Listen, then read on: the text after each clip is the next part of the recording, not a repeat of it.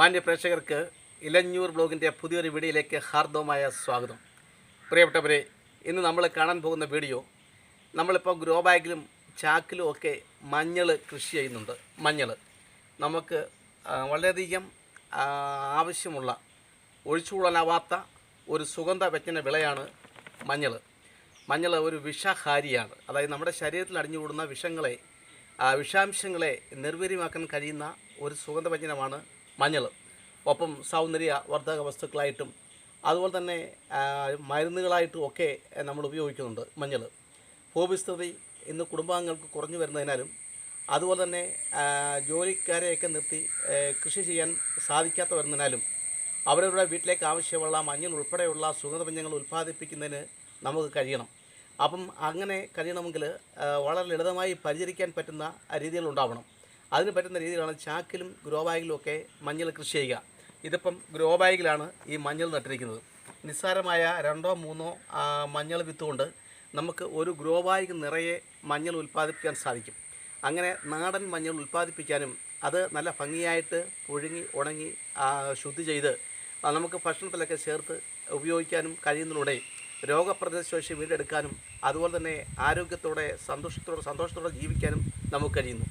അപ്പോൾ ഗ്രോ ബാഗിൽ കൃഷി ചെയ്തിട്ടുള്ള മഞ്ഞളിന് ഇപ്പോഴ് ചെയ്യേണ്ട ഒരു വളപ്രയോഗ രീതിയിലാണ് നമ്മളിപ്പോൾ ഈ വീഡിയോയിലൂടെ കാണാൻ പോകുന്നത്. ഇപ്പോൾ നമ്മൾ മഴയുടെ ആരംഭത്തോടു കൂടി കൃഷി ചെയ്ത അല്ലെങ്കിൽ നട്ട മഞ്ഞളാണ് ഇത്. ഇപ്പോൾ ഈ വരൾച്ചയെത്തി ഈ നല്ല രീതിയിൽ വളർന്നു. ഈ വളർച്ചയിലെത്തിയ മഞ്ഞളിന് ചെയ്യേണ്ടത്, നമ്മൾ ഇതിന് മഞ്ഞളിന് ഏറ്റവും അധികം വളമെന്ന് പറഞ്ഞാൽ കാലിവളങ്ങളാണ്. അതായത് പച്ചില വളങ്ങൾ, ഈ ചാണകം, അതുപോലെ തന്നെ ആട്ടിൻ കാഷ്ടം, പച്ചിലകൾ, ഇതാണ് മഞ്ഞളിൻ്റെ വളം. വേറെ ഒന്നും ഇടേണ്ട കാര്യമൊന്നുമില്ല. അപ്പോൾ ഇഷ്ടംപോലെ മഞ്ഞളുണ്ടാവും. നാടൻ മഞ്ഞളിൻ്റെ ഗുണം, ഔഷധ ഗുണങ്ങളൊക്കെ എടുത്തു പറയത്തക്ക കാര്യമാണ്. അപ്പം ഞാനിവിടെ ചെയ്യാൻ പോകുന്നത്, ഇതിപ്പോൾ കൊന്നയുടെ തോലാണ്. നമുക്കറിയാം വളരെയധികം പോഷകാംശങ്ങളുള്ള ഒരു തോലാണ്. തോലെന്ന് വെച്ചാൽ ഇതിൻ്റെയൊക്കെ ഇലകളാണ്, തോലാണ് കൊന്ന. ഈ കൊന്നയുടെ തോല് നമ്മൾ ഗ്രോ ബാഗിനകത്ത് വെക്കുന്നതിന് വേണ്ടിയിട്ട് ചെറുതായിട്ടൊന്ന് മുറിക്കണം, ചെറുതായിട്ടൊന്ന് അരിഞ്ഞ് ഒന്ന് ആക്കേണ്ടതുണ്ട്. ഇല്ലെങ്കിൽ ഗ്രോ ബാഗിനകത്ത് വയ്ക്കാൻ നമുക്ക് കഴിയുകയില്ല. അപ്പോൾ ഇങ്ങനെ കൊന്നയുടെ തോലിൻ്റെ ഒരു ഗുണം നമുക്ക് എല്ലാവർക്കും അറിയാം. ചാണകത്തിൻ്റെ ആ ഗുണങ്ങൾ മൊത്തം ഉള്ള ഒരു തോലാണ് കൊന്ന. ഇത് വളരെ പെട്ടെന്ന് മണ്ണിൽ ലയിച്ചു ചേരുകയും സസ്യങ്ങൾ ആഗിരണം ചെയ്യുകയും ചെയ്യുന്നു. കൂടാതെ കൊന്നയില ഉപയോഗിച്ച് നമുക്ക് ദ്രാവക രൂപത്തിലുള്ള വളങ്ങൾ ഉണ്ടാക്കി പച്ചക്കറികൾക്കുമൊക്കെ കൊടുക്കാനും സാധിക്കുന്നുണ്ട്. തോലുകൾ ചെറു കഷ്ണങ്ങളാക്കി അരിഞ്ഞു. ഇനിയും നമ്മൾ ചെയ്യേണ്ട ഒരു കാര്യം എന്ന് വെച്ചാൽ, ഈ തോലുകൾ ഗ്രോ ബാഗിൻ്റെ മഞ്ഞളിനായിട്ട് ഇട്ട് കൊടുക്കുക എന്ന ജോലിയാണ് നമ്മൾ ചെയ്യേണ്ടത്.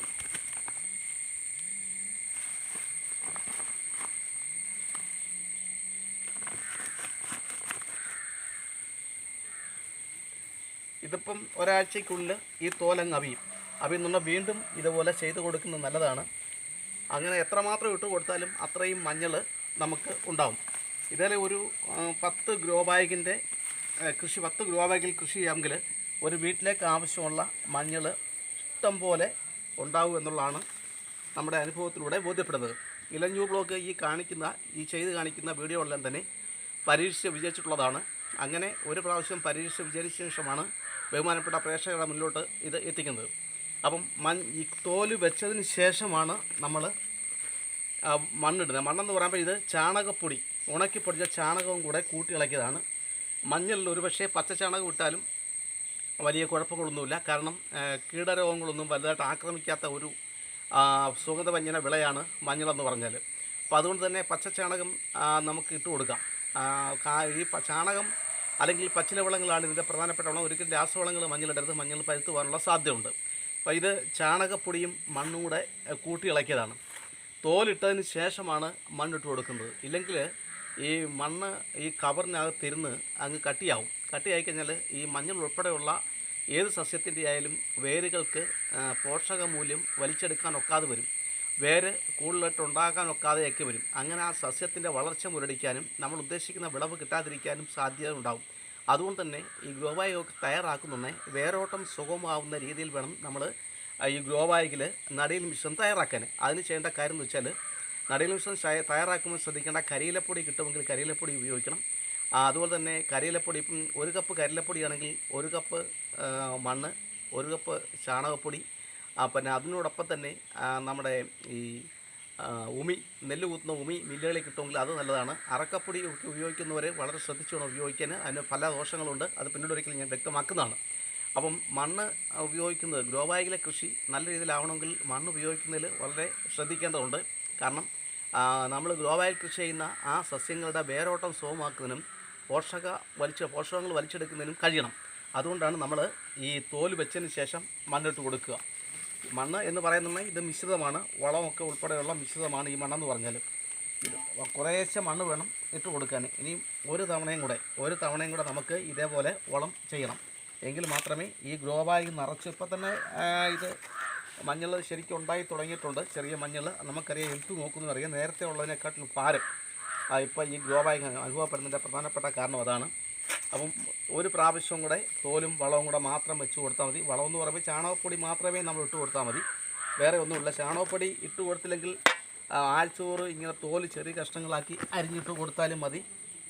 ഈ ഒരു ഗ്രോ ബാഗ് നിറച്ച് നമ്മൾ മഞ്ഞൾ പറിച്ചെടുക്കാം. മഞ്ഞൾ നമ്മുടെ വീടിൻ്റെ പരിസരത്ത് ഇതേപോലെ വെച്ച് പിടിപ്പിക്കുന്ന 2-3 ഗുണങ്ങളുണ്ട്.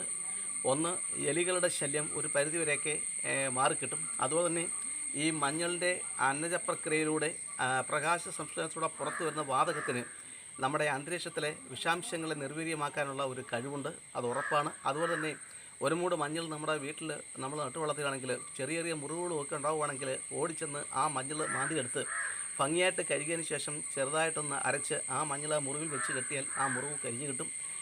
അങ്ങനെയൊക്കെയുള്ള ഒട്ടനവധി ഗുണങ്ങൾ ഈ മഞ്ഞളിലുണ്ട്. അതുകൊണ്ട് നമ്മുടെ പ്രിയപ്പെട്ട പ്രേക്ഷകർ ഇത്തരത്തിലൊന്ന് ചെയ്തു നോക്കുന്നത് നല്ലതാണ്. അതുപോലെ തന്നെ നമ്മുടെ കൃഷിയെപ്പറ്റിയും നമ്മുടെ ചുറ്റുപാടുമുള്ള ഔഷധങ്ങളെപ്പറ്റിയൊക്കെ വിവരങ്ങൾ അടങ്ങിയ വീഡിയോകളാണ് ഞങ്ങൾ പബ്ലിഷ് ചെയ്യുന്നത്.